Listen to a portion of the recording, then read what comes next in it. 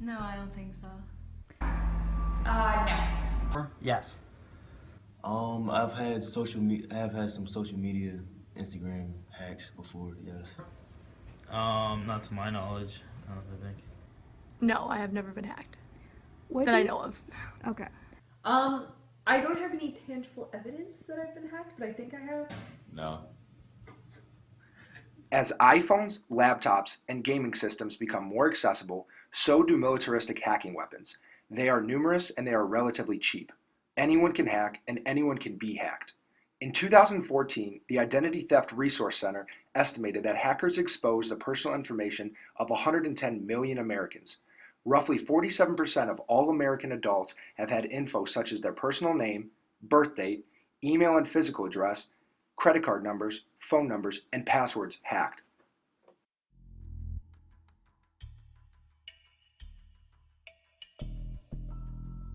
Your phone or your computer?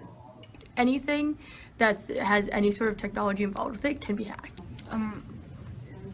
I think any account information that you're using a lot.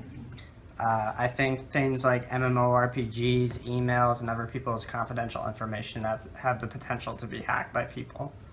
I think my credit card info and my Facebook accounts and emails and all that. Everything. So email addresses, bank accounts, anything and everything that has a electronic version of How it. vulnerable are we? The number that the Identity Theft Resource Center reported, the shocking 47% of Americans who have been hacked, is only an estimate. Many companies, like AOL and eBay, aren't entirely transparent about security. It's bad business.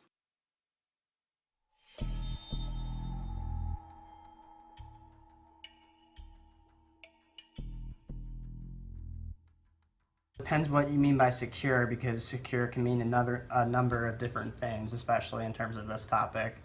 But I'm relatively confident in those certain systems to keep my information confidential unless they want to release it for some sort of reason. Okay. I'm very confident. I think they know what they're doing. They're very smart people, so I feel safe with them. Not confident at all, really. It's not really even in their interest, maybe.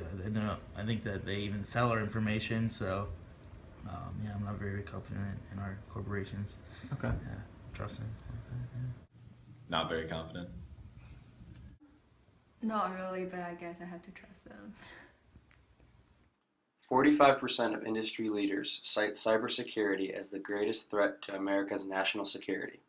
Attacks from China, Russia, and terrorist groups such as ISIS have penetrated institutions such as the Department of Defense and NSA, stealing valuable defense information, and, in one notable Chinese hack, replicating stolen fighter plane plans in their own new jet.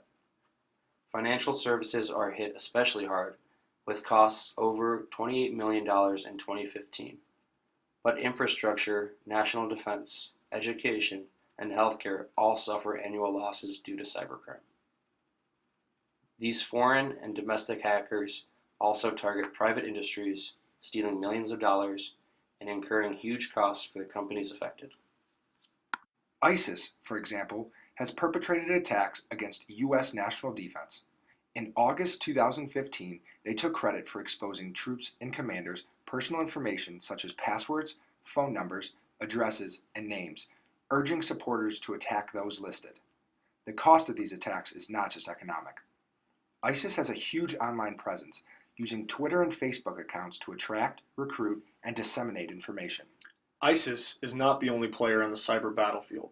Anonymous, a loose affiliation of hackers, has declared war on ISIS following the November 13th Paris attacks, threatening to wipe ISIS from the social media sphere to lessen their influence. This sets a precedent for warfare in the future.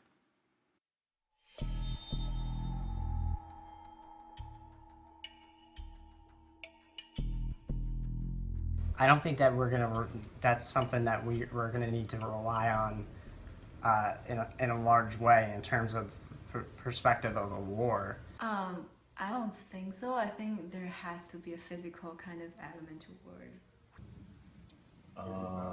I have no idea, but probably not. I think it'll be important in terms of controlling arms. Everything is controlled by technology, and all of our information is just going to keep being stored, and so it's just going to keep growing bigger. I think the next attacks aren't going to be on these big buildings, aren't going to crash into a building, they're going to take out a full data center, because that's really where you hit people where it hurts. So I'm not sure how ISIS and Anonymous is working out, but I don't think that is effective. I don't think solely rely on it, but I could see it becoming a big part of our wars just because so many things are done online now. Warfare is only one of the current and future applications of hacking. With technological advances, it is now possible to hack brainwaves through consumer-grade EEG headsets in order to control devices or learn personal information, or even to hack DNA to store and transmit genetic information.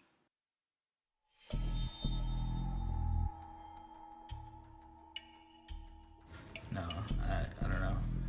Okay. That doesn't make sense to me. DNA hacking, definitely. That is absolutely possible. That is like that's not even like a in the future. That happens now. Like with anything, like I could probably do it. Have like brain hacking, like you could do it hardcore, like controlling someone's nerves, but there's all sorts of like psychological warfare and stuff like that that basically do the same thing. Yeah, I think it's possible. Not in the near future. yeah, I would say anything. Yeah, I definitely think that's possible. Probably in the next few years, probably, yeah, with the technology we have now. I just haven't read about it, or the people creating those things don't want me to know about them, but I think it's definitely possible.